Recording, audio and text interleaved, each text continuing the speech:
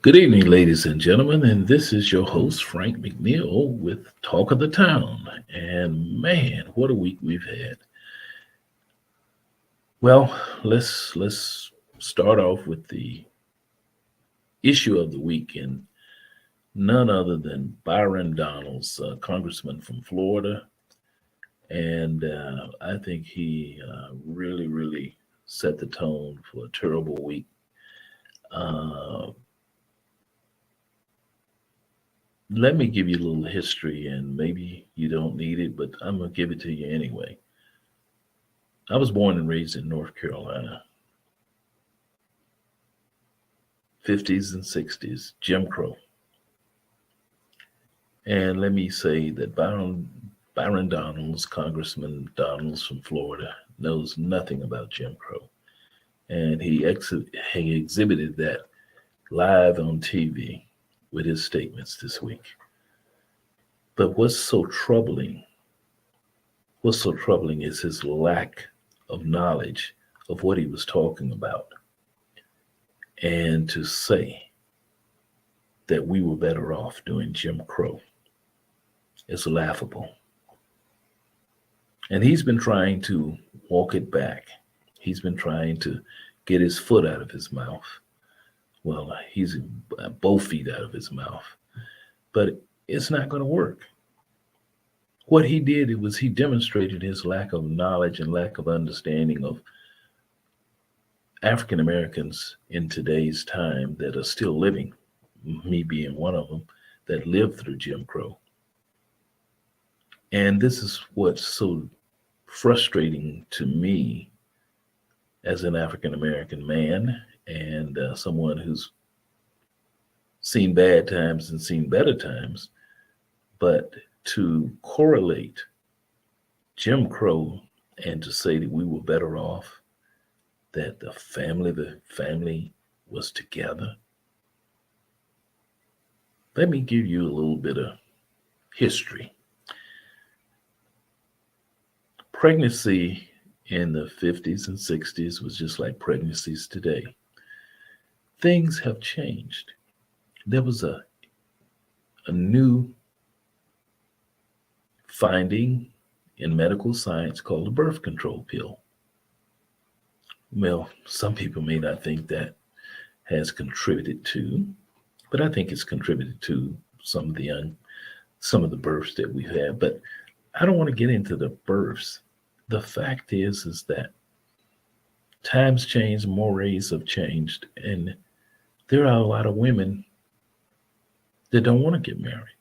And I'm not saying that has caused the explosion of births, but there's things that have changed. I remember the sitcom when they had Murphy Brown and the woman that didn't want to get married and she became pregnant and they didn't even want to show it on TV. But we know there are white women that get pregnant just like black women. And to look at this in a context that one of the most disgraceful periods in this country, Jim Crow. I grew up, went to school, segregated elementary school, segregated junior high school, segregated high school. Now, Byron Donalds may think that was, I don't know what he thought of it. I don't know what he thinks about it, but the fact of the matter is that this was the law at the time. Now, I started school right after Brown versus Board of Education, but I was in probably, I can't remember what grade I was in, when they integrated the high schools and integrated the schools in my hometown. And then I remember the term with all deliberate speed. And we're still working with all deliberate speed to integrate schools in this country. And so getting back to the context of we were better off. No, we weren't. There were jobs we couldn't have. There were places we couldn't live. And there were schools that we couldn't enter. And so, Mr. Donalds, before you start talking, get some context about what was going on. You were born about the same time my oldest son was born. And I know for a fact that if your mother is anywhere close to my age, she will give you a real education on how things were in New York during the time that you were born, prior to your birth. And you can get a lot of New Yorkers to talk about the fact things weren't so nice in New York in certain areas, just like Chicago, one of the most segregated cities in the country. It's, that we sometimes accept what somebody else tells us about how we should be. But I think Mr. Donalds was really, really currying favor, let me say, trying to improve his chances of being the vice president of the United States or being the nominee for vice president of the United States. He's really, I hate to say it, well, no, I don't hate to say it, but he's really deluded with himself. And he's full of himself right now because he's being somewhat of a person that's being going around to represent the thug of the century, as far as I'm concerned, the former president who's had 34 convictions now. And they think this is a badge of honor. The guy is a bigot. He's a narcissist. He's a liar. And this is supposed to be a badge of honor to run around with him. If you know anything about Jim Crow when we were growing up in Jim Crow, my mother, grandmother, that father, you better not be caught with somebody with that kind of reputation. Liar, cheater. No, you couldn't hang around with him. But it just amazes me. All of the senators and congressmen are running, falling at this guy's feet as if he's something special. He's not. He's a con artist.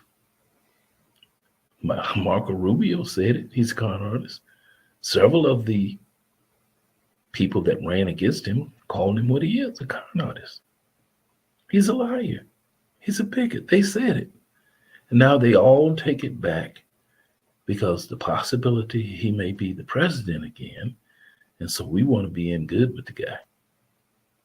And we don't want to stand for anything other than just trying to appease this man. So, Byron, I'm going to give you a little advice. Be who you are. And if that's who you are, then I'm sad for you. And I'm sad for your mother and your father, because I think they know better. And they are probably not very proud that you made those statements on national TV. And you're trying to walk them back, but you can't do it. It's there. It's in, just like Trump saying he didn't say lock Hillary up. Yeah, he said it. But just like everything else, he's a liar. I didn't say lock her up. Yes, you did. But anyway, people, let's go talk a little bit more about Jim Crow. People were still being lynched. Black people. Churches burned. It was not a lovely time. Schools segregated, still segregated today, quite frankly. And jobs, you worked and you got paid, and people could almost do whatever they want. You had no rights at work. There was no employment law like it is today. Mr. Downs, think about what you're saying before you say it. And as Hakeem Jeffers said, oh my goodness, check yourself. Check yourself, my brother. But I'm so disappointed in the African American representatives and Black representatives in Congress. Uh, the one black male, the black male senator from South Carolina, Tim Scott. He, he and Byron are running a race that who can be the biggest lackey, and it's shameful. You tell black men to stand up and be who you are and stand for something, and then you guys just go represent us, and it's almost like you've been castrated and sent out there. It's shameful, and those of us who know and have lived through the tough times, the King marches and the marches in campus when Dr. King was killed, and prior to that, and all the marches we marched in, they to get it so that to make things available for Byron Donalds to just walk right in without the blood and the guts that was spilled out there in the streets to get to where we are today. And he doesn't recognize that because it's about him and his interpretation. And the fact that in Florida, Ron DeSantis want to shut down Black education. I mean, this is what we're going to have. We're going to have a world of Byron Donalds coming because they're not going to know anything about their history unless their parents teach it to them. They're not going to know anything about how difficult life was for African Americans growing up in the United States of America because they don't want you to know anymore. This is about education and understanding who you are and where you come from. And just because we were poor and had hard times, I'm a proud man, and I respect. And my dad did the best he could, he and my mother, but we didn't have a lot. But I'm not going to.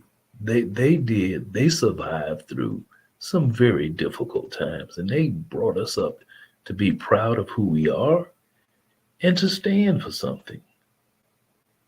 Now, I believe Byron Donalds' mother wanted him to stand for something. She's probably proud that he's a congressman. But when you get to be a grown man and you can go out and say things like this, it's a reflection. And one of the things I never wanted to do as a man, as a elected official, was embarrass my parents. And it just seems like, Tim Scott, I asked myself, you grew up in South Carolina. I grew up in North Carolina, and I know how bad South Carolina was because it used to be sort of a which one was worse. And we always contended that South Carolina was worse than North Carolina, but they were both bad. And Tim Scott to grow up in South Carolina and to say that he never experienced racism. Let me give you a little more history. Myrtle Beach, everybody goes to Myrtle Beach now. But back in the day, there was a thing called Atlantic Beach and Myrtle Beach. Atlantic Beach was where the blacks had to stay, and Myrtle Beach was where the whites would go. And there was a black business area on Atlantic Beach. They serviced the blacks that came there.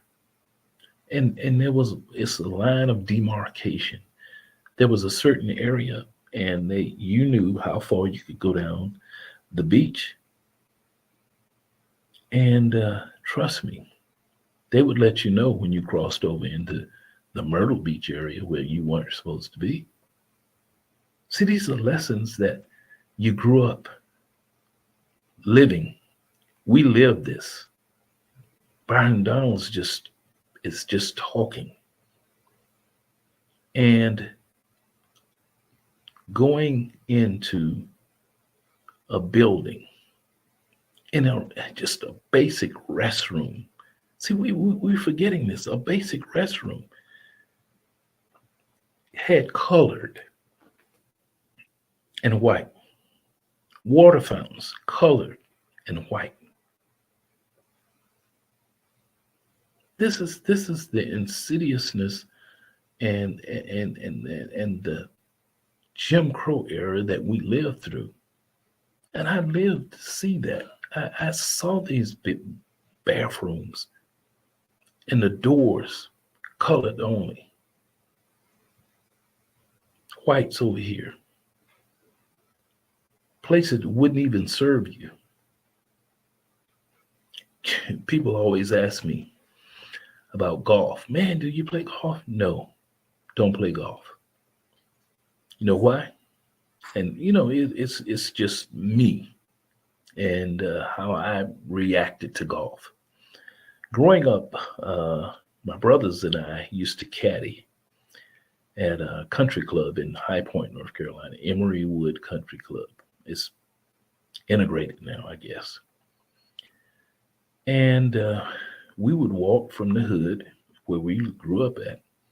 We'd walk, I don't know how many miles it was to the country club, but we would walk to the country club to caddy. And they had as they called a pro shop and restaurant and all that stuff. We sat out with the the carts, golf carts, and the soda bottles that were sitting there to replace the machine inside, and there was one outside. And we got to caddy, and this was our hustle, if you want to say. We made money this way because every little bit helped, and so whatever I could do for myself, it took the weight off my mother and father. And so we would walk out and then walk 9 holes, 18 holes, sometimes even 27 holes to make money. And it was such a thing. We needed the money so bad we would even walk. After walking 27 holes, we'd walk home because we didn't want to spend a couple of dollars to take a cab. That's just how tough it was. $2 was a lot of money then. And so it was just nasty. Let me just be honest about it. You were not a human being. You were just, for lack of a better term, a low-paid slave almost when you walked those holes. They didn't have any regard for you as an individual, as a man, as a young boy. You were just a caddy. And they said some of the nastiest things, and they didn't care whether you liked it or not. And so I did that. And so golf put a very bitter taste in my mouth. And these were, quote, these were the top people in the city. Your lawyers, your doctors, your factory owners. Those were the people that were golfing. And so it was that representative of the leadership of the city of High Point? Yes, that's who they were. Newspaper. Let me give you a little bit about newspaper, Byron. The newspaper, the High Point Enterprise, as I grew up until, I can't remember when they changed it, but you never saw any news about any African-American events or whatever was going on until possibly Sunday when they had a section of the paper called News of the Interests of Colored People. That is a publication, and people bought the paper. And it was News of the Interests of Colored People. And that was when you read about maybe some events that happened during the course of the week in the Black community. That was it. And the thing that was so disheartening was when good things happened in the African American community. It was by word of mouth primarily because there was no medium. Uh, Going back to the radio station, let me talk about radio station. Art Alexander uh, was he got about an hour and a half or 2 hours. I can't remember how long his show was, but he had a little show and he would play probably 5 or 6 songs, and you didn't have a medium that talked about you or your family and what you were doing. And that was it. So, Jim Crow, getting back to the core of what Byron Donalds, our families were, yes, we were together because that's how we survived being together. We survived taking care of one another. You don't think there was unwed mothers during that time? The numbers increased.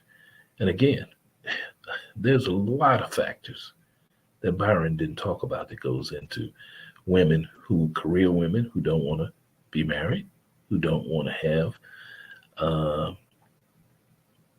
a husband because they feel they are capable of taking care of themselves. And then there's no more shotgun weddings, and a lot of knew about a few of those back in the day, and then the family was a little more holistic. I admit that mothers who are grandmothers would take care of those kids. I remember 3 young ladies in my high school senior class got pregnant, and they all 3 finished high school on time, and they were pregnant, they had their children, and went on and became successful women. And this is during the mid 60s and off to college. I remember young ladies in college, and this was the early mid 60s or late 60s, that still progressed, came through, went to class pregnant, graduated, and went on about life. But what we want to talk about, what Byron wants to talk about, is how we are now less than what we were in the 50s, in the 60s, early 60s. You know, he's saying that we're less than what we were during that time. And that's my take on it. That my assessment is he's saying we were better off. We're less than what we were in the 50s, 60s because we have unwed mothers, basically saying, or fathers that are not responsible. And I know many men who pick up their children weekly or bi-weekly and do everything they can for them. And the stigmas that used to be on women are no longer the same. Nobody gets upset or gets hyped up about a woman who is not married and has a child or 2 children or whatever. And I go back, Byron, you don't remember the contract with America and how they changed the welfare laws and how this was going to, stop the unwed mothers, the pregnancy to get welfare. Remember that? Newt Gingrich brought us the contract from America, another sterling character guy. uh, and and they had this thing called TANF, Temporary Assistance for Needy Families, TANF, and they limited to 60 months of assistance, 60 months, whether you got it in one state or another state. They limited it to 60 months. And this was supposed to reduce this widespread pregnancy and the issues of women just laying around getting welfare. And Byron, evidently, the contract with America and what Newt Gingrich tried to do didn't work too well, did it? Because you still have women who get pregnant, some wanting it, some unwanted, and they make decisions about this now. And now you saying, now you guys are, you're really saying we don't want more, we don't want any abortions in this country. So you can't have it both ways. Can't.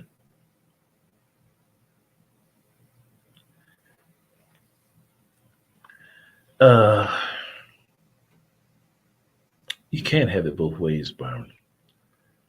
You can't say women can't get an abortion these days, which the Dodd's decision and Roe versus Wade no longer the law of the land, and you want, but yet and still you complain about children that are not being well cared for, that are somewhat, but yet and still when women try to make a decision about their life and what they want to do, you tell them, oh no, you can't do that. So you can't have it both ways. And I'm not in any way trying to pass judgment on anybody, because I don't want people to judge me. I want them to judge me on who I am and on my merits of what I've done. And but it seems like everybody is very judgmental these days, and they want to tell you about your life and what you should do and what you shouldn't do. But at the same time, I am sitting here tonight and happy man, because I had parents that struggled, and and I know what the struggle is. And it's, I knew I had friends growing up in the 50s and 60s that were kids of a single parent. And some of them acted better than kids that had two parents. So it's just a matter of lifestyle and how things are and how things change. And we've had a lot of cultural change from the 50s to the 60s to the 70s and the 80s, and things changed, and housing patterns changed, and people were a little more, some integration happened, and things were different. Byron, I don't want to talk about the fact that you have a white wife. That's not my business. I don't care. But Jim Crow wouldn't have allowed you to do that and live and be a congressman. So check yourself before you wreck yourself, Byron. Talk of the town, ladies and gentlemen. I'm done. Want to thank my sponsors, Sagaman Watch down at 206 South 6th Street, Boyd's New Generation Restaurant, and my studio man here, Stevie Johnson. Thank you, ladies and gentlemen, and good night.